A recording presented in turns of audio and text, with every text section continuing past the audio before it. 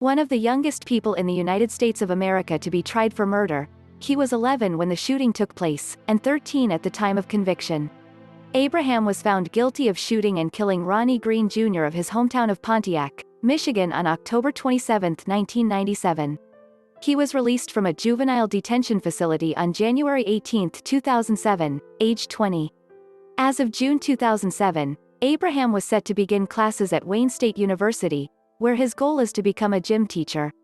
But it is unclear at this time if a convicted murderer is allowed to teach in schools. In 1999, Nathaniel Abraham, one of the youngest murder defendants in U.S. history, stood trial for the shooting death of Ronnie Green Jr. in Pontiac, Michigan.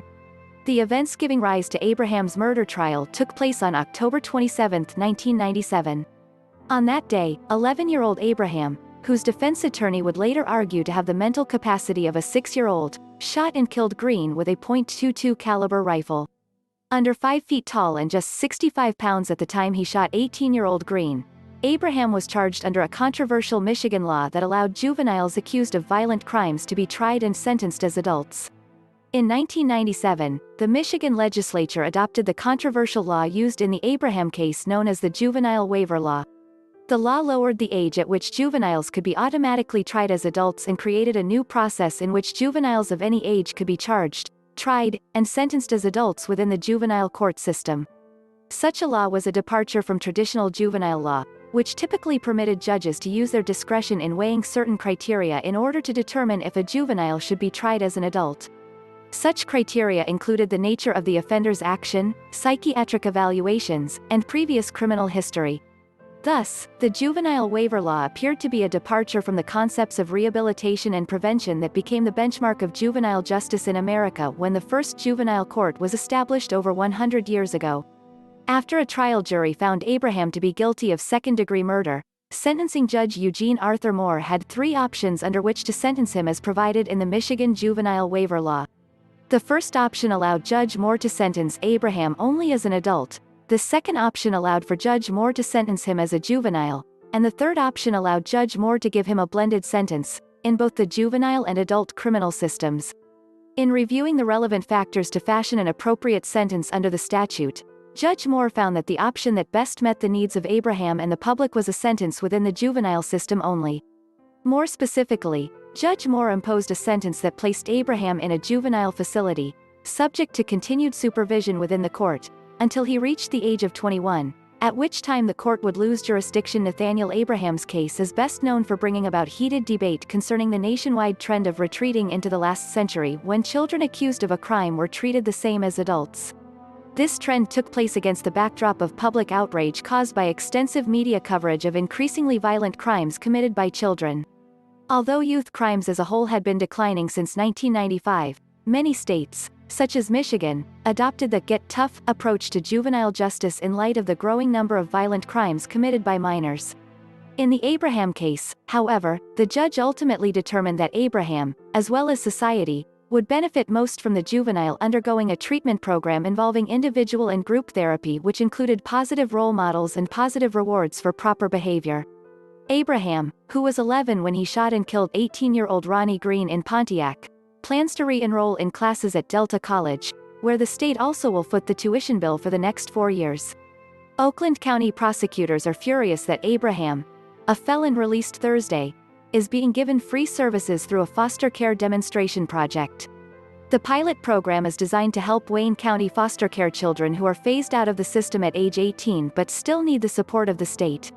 Chief Deputy Prosecutor Deborah Carley said the State Department of Human Services ordered Abraham be given a spot in the state-funded pilot program that normally would go to a teen who has been neglected, abused or abandoned by his or her parents, despite the fact that Abraham is no longer a ward of the state and not eligible for such services. The state ordered the Wayne County program support for Abraham, even though he was from Pontiac and was convicted in Oakland County. "My point to the state was if Wayne County doesn't need that spot, transfer it to Oakland," Carley said. "We have plenty of kids aging out of the system who have nowhere to live and they sure didn't kill somebody."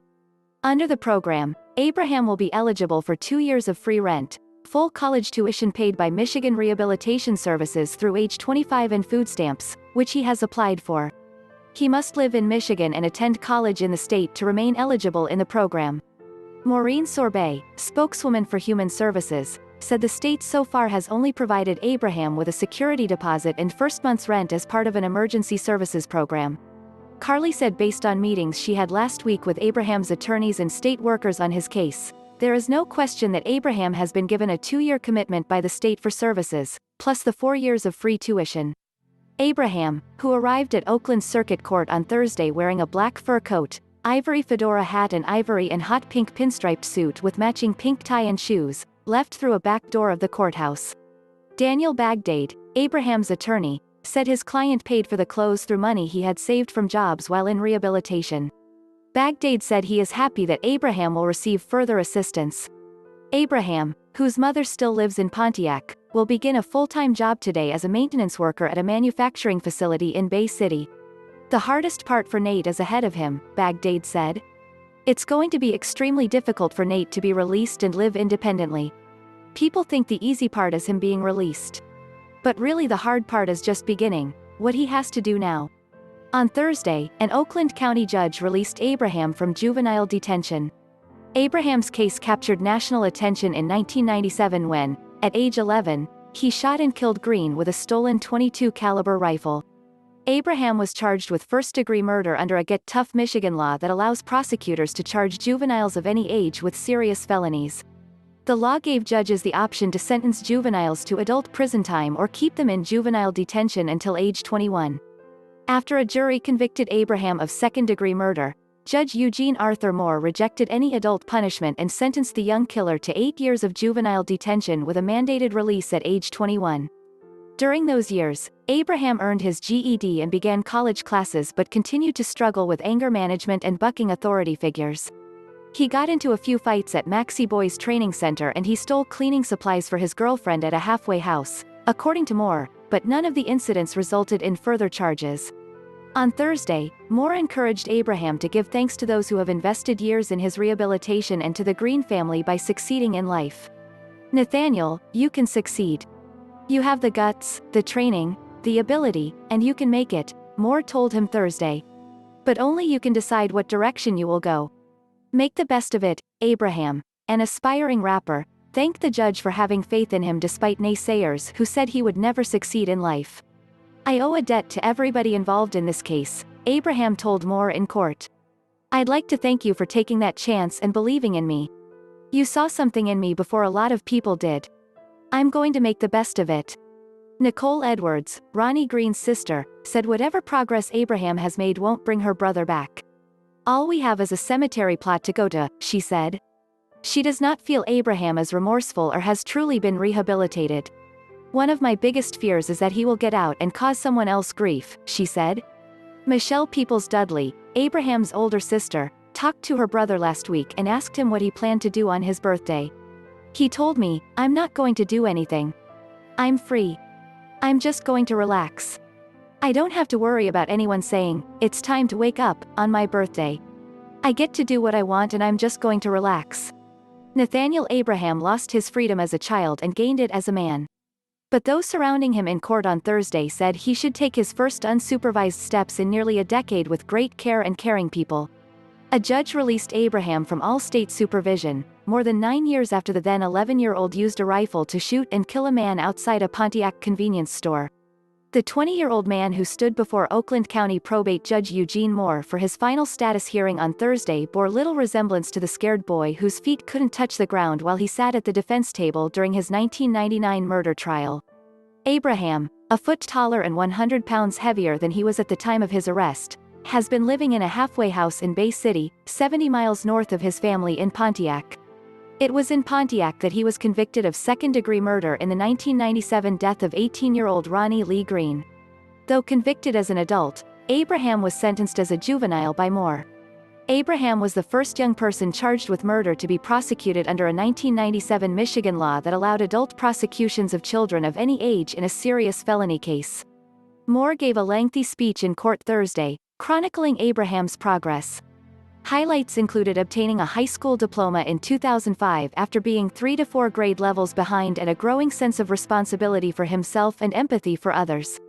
Moore cited a few missteps, such as fighting and stealing cleaning supplies for his girlfriend, but said none were very serious, and Nate now had the guts to succeed. "Show us all that you have become a caring, productive member of society," said Moore, who has been stern yet supportive of Abraham over the years.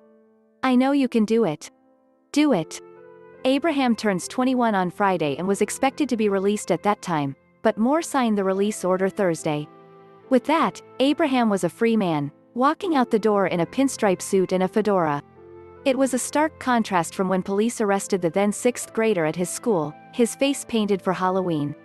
Before walking out of the courtroom, he thanked all those involved in his case and said he owed a debt to them. He singled out Moore for taking a chance. "You saw something in me before a lot of people did," Abraham said. "Sure enough, I'm not going back into society to cause any other families any hurt or harm." Abraham's arrest in 1997 sparked debate on the treatment of juveniles accused of violent crimes. Prosecutors at the time said Abraham had hidden the rifle, told people he intended to kill, and voiced worry about gangs coming after him. The defense argued the shooting was accidental and that he was aiming at trees and not at green. Abraham's release follows years in a maximum security facility and a short stay at a medium security camp. Opinions diverge on how much he's changed in that time. For Oakland County Chief Deputy Prosecutor Deborah Carley and Green's family, the remorse has been lacking and they don't believe he has been fully rehabilitated.